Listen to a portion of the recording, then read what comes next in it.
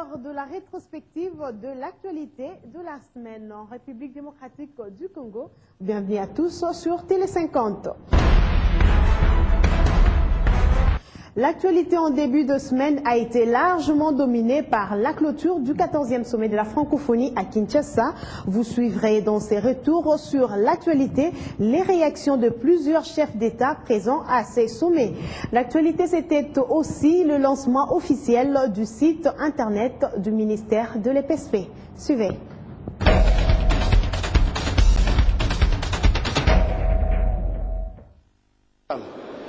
Une première réaction est celle du président français, qui remercie le président hôte Joseph Kabila et lui rassure du soutien du peuple français à toute la population du Kivu. François Hollande est satisfait de l'ouverture du 14e sommet? Oui, c'était, je pense, un très grand moment pour la présence de ces chefs d'État et de gouvernement.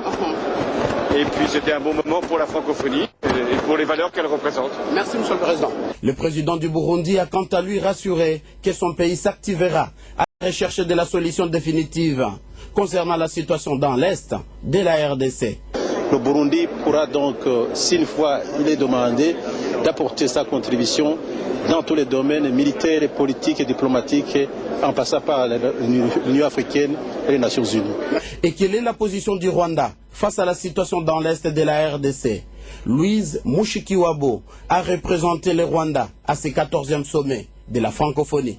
Il faut qu'on arrive à un stade où il faut se concentrer, où il faut que chaque acteur joue son rôle pleinement, et on devrait, mais surtout, il faut qu'on se décide pour le durable. Plusieurs chefs d'État et autres invités de marque ont affirmé leur engagement à la RDC quant au processus de la démocratisation du droit de l'homme et du respect de la liberté de la presse en République démocratique du Congo. Il n'y a pas de possibilité de développement, s'il n'y a pas de stabilité pour nos pays, il n'y a pas de bonne gouvernance pour soutenir des économies fortes. Donc la politique est toujours au cœur de l'activité humaine aujourd'hui. Vous l'avez vu, c'est une organisation qui nous est chère, pas seulement au plan de la langue, mais de la culture de paix, de démocratie, l'éducation.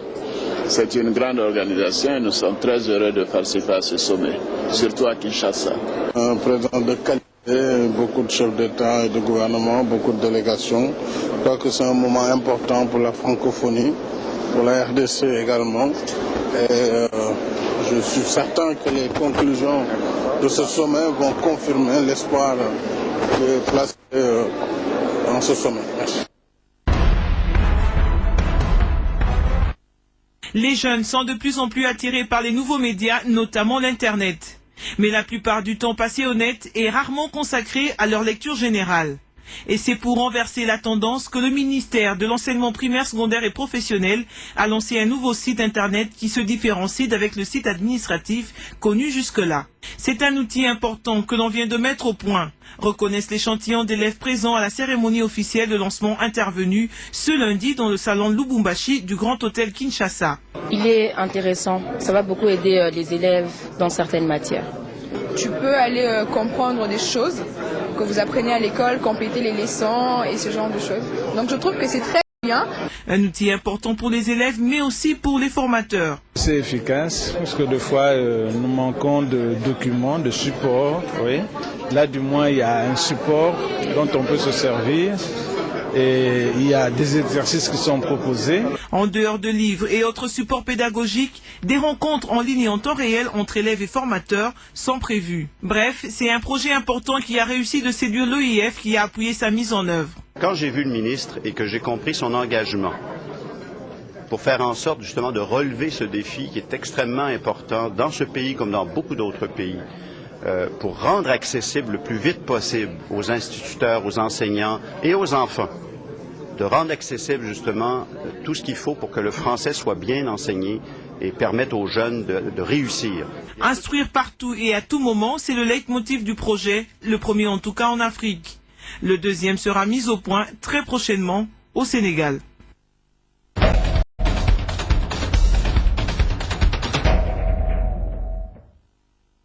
La République démocratique du Congo partage ses frontières avec 9 autres pays de l'Afrique médiane. Gérer ces frontières reste très sensible et c'est pour éviter toute tension en promouvant une gestion concertée que le président de la République centrafricaine, François Bozizé, s'est rendu dans les installations de la Direction générale des migrations, DGM à Kinshasa. Une visite qui arrive après celle des différentes délégations centrafricaines. Pour l'accueillir, le ministre congolais de l'Intérieur, Richard Mouyège, et le directeur général de la DGM, François Béa. Après les honneurs, la visite de bâtiments, avant un huis clos avec les autorités congolaises. Après le tout, le président centrafricain n'a pas manqué d'exprimer sa satisfaction et son bonheur dans le livre d'or.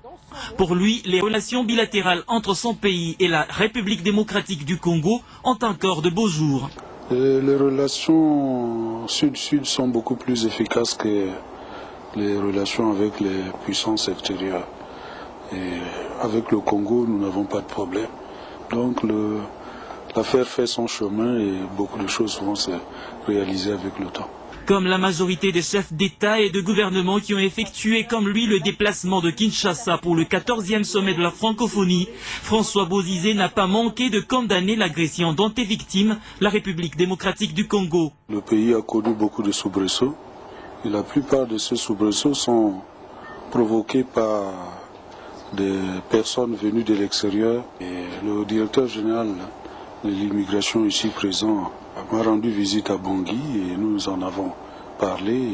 En effet, la RDC et des experts de l'ONU accusent le Rwanda de soutenir les rebelles du M23, mais c'est un autre groupe armé ougandais, la LRA notamment, qui constitue un problème transfrontalier majeur entre la RDC et la RCA, ainsi que d'autres pays de la région.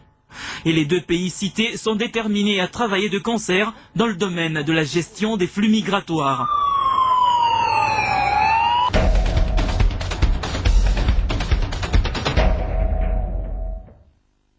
Le Rwanda et l'Ouganda de nouveau pointés du doigt par l'ONU pour leur soutien à la rébellion du M23.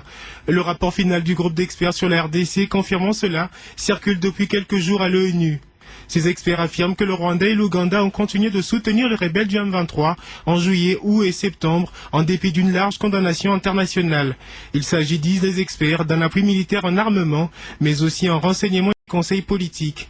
Les auteurs du rapport observent que le M23 poursuit ses activités sur terrain et que le recrutement d'enfants soldats estimé à 250 s'est accéléré. Ce rapport, qui sera rendu public en novembre, promet de tendre encore un peu plus les relations avec le Rwanda.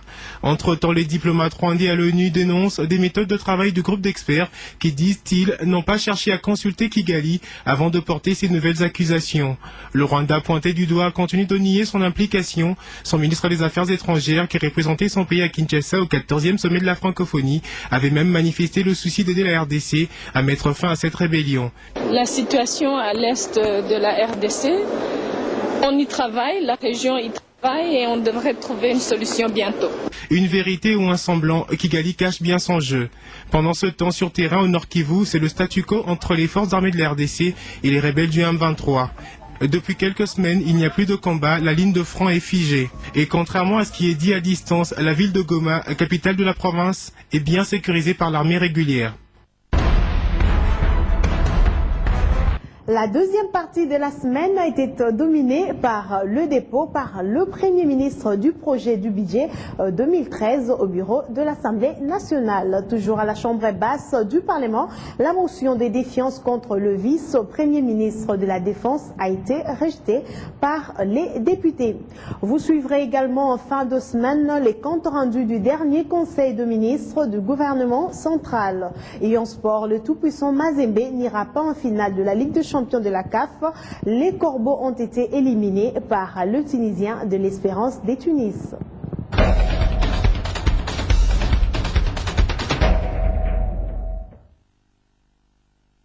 La session parlementaire du mois de septembre étant une session exclusivement budgétaire, et le gouvernement a l'obligation professionnelle et constitutionnelle de procéder au dépôt de cette loi de financement.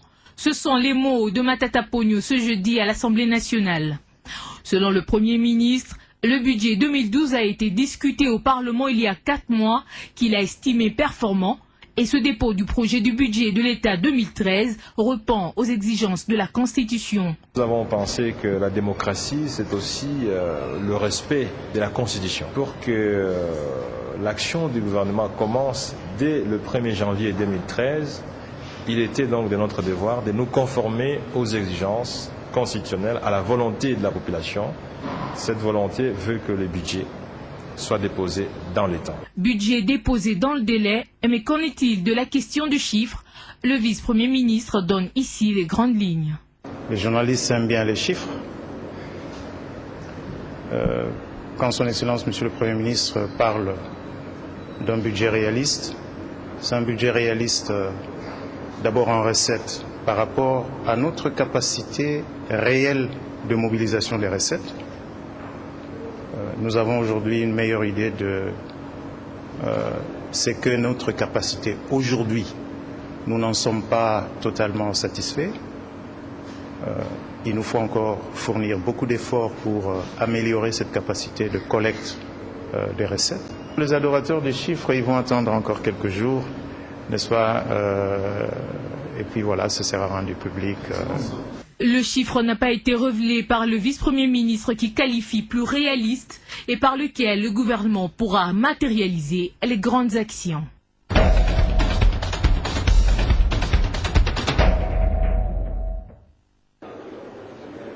« 164 députés ont voté pour, 202 contre, 9 se sont abstenus et 10 bulletins nuls. Alexandre Louba, le vice-premier ministre et ministre de la Défense nationale, échappe à cette motion de défiance.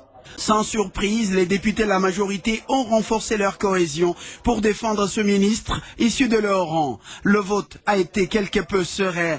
Quelques 8 voix du camp de la majorité ont soutenu la motion de l'opposition, dont certains élus croyaient peu avant le scrutin que l'action de leur collègue Pouela allait importer Louba Tambo du gouvernement central. Pour cette question, il n'y a pas de majorité ou opposition, parce qu'il en va de l'avenir de notre pays.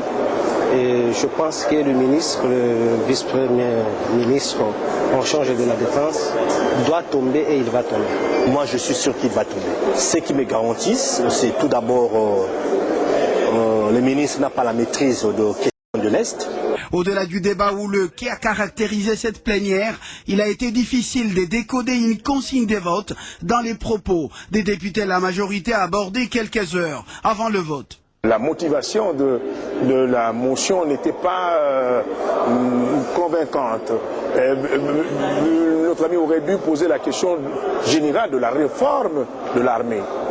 Quant aux indépendants, ils croient que malgré l'issue du vote, les questions soulevées par l'auteur de la motion méritent une attention soutenue. L'opposition parlementaire n'est pas à sa première action visant à faire tomber quelques têtes du gouvernement. Dans l'ancienne comme la nouvelle législature, toutes les tentatives sont bloquées par la majorité. Une fois de plus, ce jeu démocratique à la Chambre basse a sauvé le ministre de la Défense nationale à qui l'opposition reproche le manque des résultats probants dans la gestion de la guerre que le Rwanda et l'Ouganda livrent à la République démocratique du Congo. On ne pourra pas oublier ce grand événement qui a marqué l'histoire de la RDC. 14e sommet de la francophonie, Kinshasa, la capitale francophone, était à l'honneur du 12 au 14 octobre avec plus de 20 chefs d'État et de gouvernement ayant en partage le français sur son sol. Un grand sommet à la hauteur du géant la RDC et qui a été un succès. C'est ce comité qui a assuré l'organisation qui a favorisé cette grande réussite. Et ce vendredi, l'heure était au bilan. Il était important qu'après le sommet, nous ayons une première évaluation à chaud de cette manifestation avant d'aller plus en profondeur et de le coucher à l'écrit pour pouvoir l'envoyer aux différents partenaires.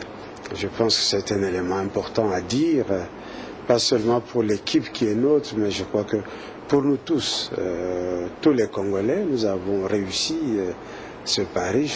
Et pas de sitôt que le comité exécutif aura du répit, la RDC assume la présidence de la francophonie pour 2 ans. L'après-sommet, c'est d'abord la présidence de la commission politique à Paris, également d'autres commissions, de différentes commissions. C'est également la prise en charge par nos ambassadeurs dans les différentes capitales de la réalité du sommet et de la prise en charge de la déclaration de Kinshasa. Tous ces éléments ont été évoqués qui démontrent que le travail n'est pas fini et que nous devons continuer sur cette belle lancée. Premier pays de l'Afrique centrale à avoir organisé le sommet de l'OIF et 5e du continent africain, la RDC a relevé le défi en prouvant au monde qu'elle était prête sur tous les plans à recevoir les francophones du monde entier à ce rendez-vous biennal.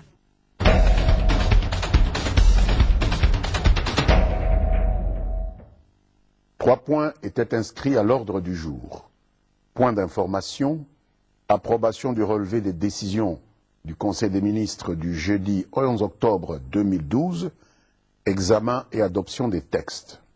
Le Premier ministre, chef du gouvernement, a adressé pour le compte de l'exécutif ses remerciements à Monsieur le Président de la République, chef de l'État, pour son leadership efficace.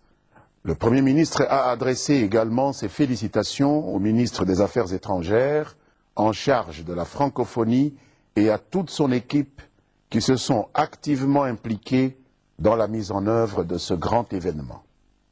Le ministre de l'Intérieur, Sécurité, Décentralisation et Affaires coutumières a présenté les faits saillants du territoire.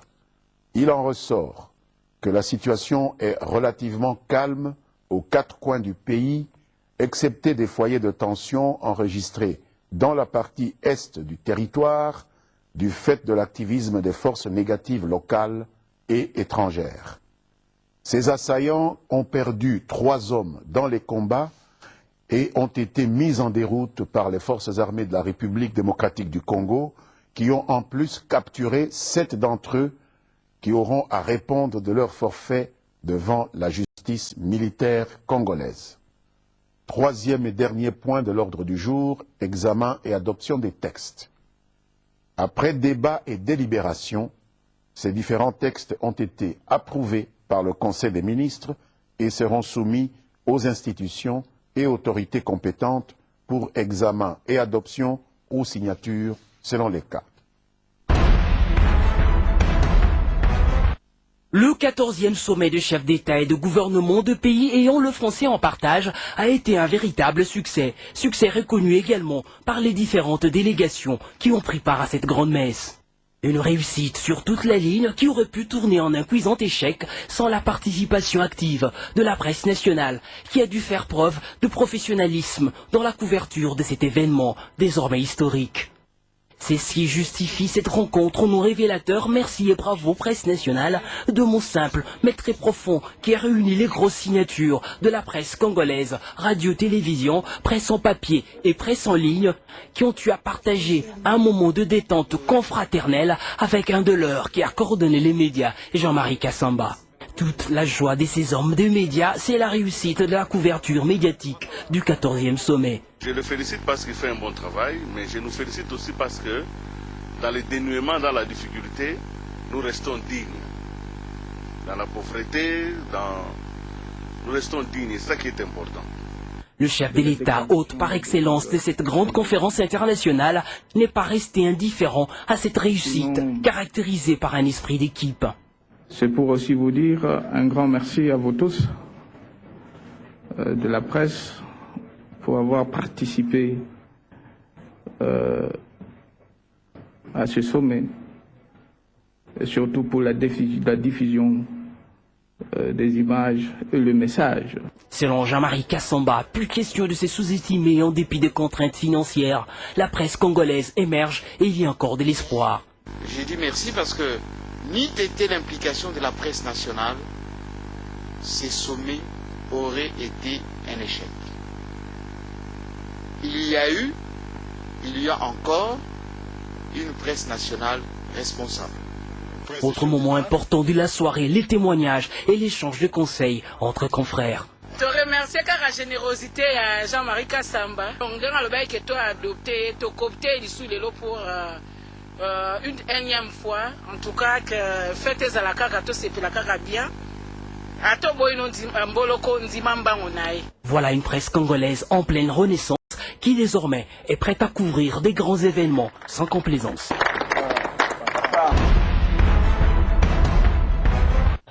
Minimum et M.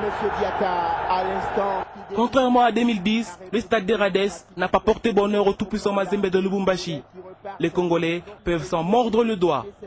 Après le nul sans but du match aller à domicile, c'est en mission commando que Lamine Ndiaye et sa troupe ont fait les déplacements de Tunis pour une qualification aux allures compliquées en finale. Sans surprise, les Tunisiens ont dominé une grande partie du match en s'offrant quelques bonnes occasions dans les premiers quarts d'heure. La transversale. Il fallait attendre 35 minutes pour voir une première vraie occasion de Corbeau, très timide jusque-là. La réaction tunisienne vient 2 minutes après, lorsque la tête de Karim Awadi trouve la barre transversale des Congolais. 0 but partout, c'est le score à la mi-temps. Au retour des vestiaires, c'est l'espérance qui fait le jeu. 63e minute, Robert Kidiaba est présent pour sortir la frappe de Youssef Moussakni après une magnifique percée. 7 minutes plus tard, on joue déjà 70 minutes au chrono. Chamem exécute un coup franc à une trentaine de mètres de bois de Robert Kidiaba, plein axe. La balle rebondit sur la tête de Joël Kimwaki avant d'arriver à Mohamed Ali Ben Mansour, c'est le poteau gauche qui reprend en force dans les filets. Et l'ouverture du score. L'ouverture du score. 1-0, les stades Rades jubilent. Mohamed Ben Mansour qui ouvre le score. De l'autre côté, double coup dur pour les Congolais qui perdent leur portier blessé sur cette action de but. L'arme aux yeux, Kidiaba cède sa place à Matampi Vumilei. Les Corbeaux, qui tenteront en vain de revenir au score dans les dernières minutes, n'arracheront pas une 3e finale en 3 ans. Au coup de sifflet final, les tenants du titre revanchards savourent leur qualification en attendant de connaître leur prochain adversaire entre El Ali et Sunshine du Nigeria. Des Congolais qui repartent. C'en est donc fini avec ces retours sur l'actualité, mais l'information continue sur votre chaîne et sur télé50.com. À très bientôt.